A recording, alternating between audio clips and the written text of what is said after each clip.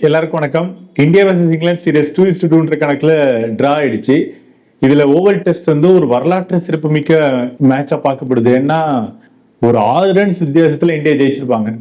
374 target, ஆனா 367 all out ஆயிருப்பாங்க England.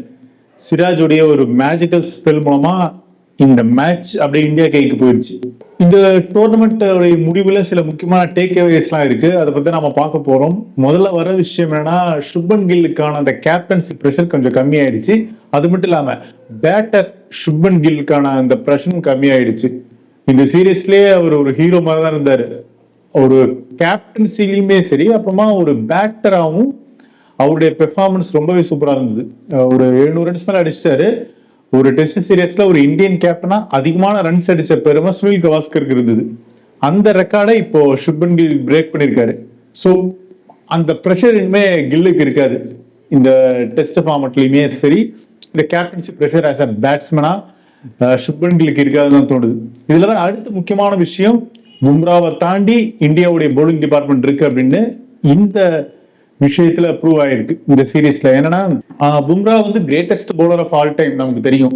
ஆனா விஷயம் என்னன்னா, இந்த லாங்கஸ்ட் ஃபார்மட்டுக்கான பெர்ஃபார்மன்ஸ் வந்து லாங்கஸ்ட் ஃபார்மட்டுக்கான அந்த கன்சிஸ்டன்சின்றது பும்ரா கிட்ட இல்லை. அது சமீப காலமாவே தெரியுது, இந்த சீரீஸ்லுமே தெரிஞ்சுது.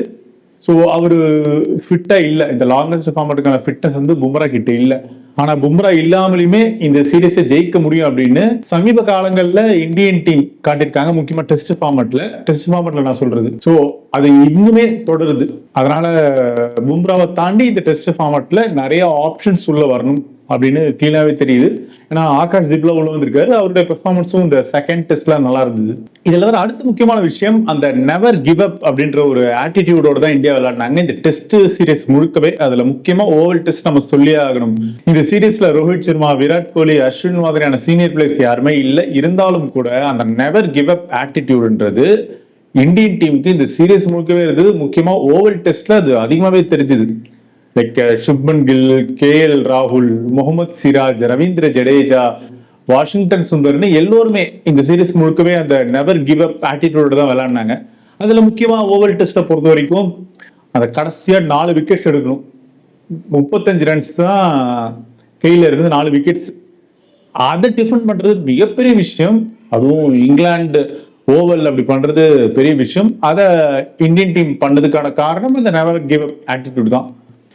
இதுல வர அடுத்த விஷயம், இந்த இந்தியாவோட டெஸ்ட் டீமுக்கான நம்பர் 3 பேட்ஸ்மேன் யாருன்றத கேள்வியே. ஏன்னா நம்பர் 4 பேட்ஸ்மேன் விராட் கோலி இருந்தாரு. அவருக்கு பதிலாக இப்ப சுப்மன் கில் வந்து அந்த இடத்த அழகா பூர்த்தி பண்ணிட்டாரு. ஆனா இப்ப நம்பர் 3க்கான இடம் சாய் சுதர்சன், கருண் நாயர் மாதிரியான பிளேயர்ஸ்க்குலாம் இருக்கு. ஆனா அவங்க கன்சிஸ்டன்டான பெர்ஃபார்மன்ஸ் இந்த சீரீஸ்ல கொடுக்கல. ஸோ அந்த நம்பர் 3க்கான ஒரு ஸ்பாட் வந்து இப்ப காலியா இருக்கு. யாரு பெர்மனண்டா இருக்க போறாங்கன்ற கேள்வி இருக்கு. இது எல்லாத்தோட ஒரு முக்கியமான டேக்அவே என்னன்னா, எத்தனை ஃபார்மட் வேணா நம்ம கொண்டு வரலாம்.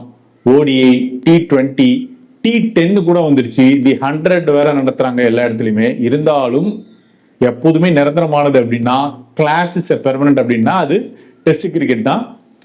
அதுக்கு ஒரு உதாரணம் தான் இந்த ஓவல் டெஸ்ட். இந்த சீரீஸ் முழுக்கவே அதுல முக்கியமா இந்த ஓவல் டெஸ்ட். சில டெஸ்ட் மேட்ச் பார்க்கும்போதே தெரியும், இதெல்லாம் ஒரு கிளாசிக்கான ஒரு பினிஷிங்கோட இருக்கும்போது இது ஹிஸ்டரியில இடம் பிடிக்க போகுது அப்படின்னு நமக்கு தெரியும். அதுக்கு ஒரு உதாரணம் பாத்தீங்கன்னா, பென் ஸ்டோக்ஸ் ஆஷஸ்ல அடிப்பாரு, 1 விக்கெட் மீதம் இருந்து அடிப்பாரு. அதுக்கப்புறமா கேபே டெஸ்ட் நம்ம சொல்லலாம். பல டெஸ்ட் இந்த மாதிரி வரலாற்றுல இருக்கு. சவுத் ஆப்பிரிக்காவுக்கு கூட அப்படி அமைஞ்சது, வெஸ்ட் இண்டீஸ்க்கு அப்படி இருக்கு.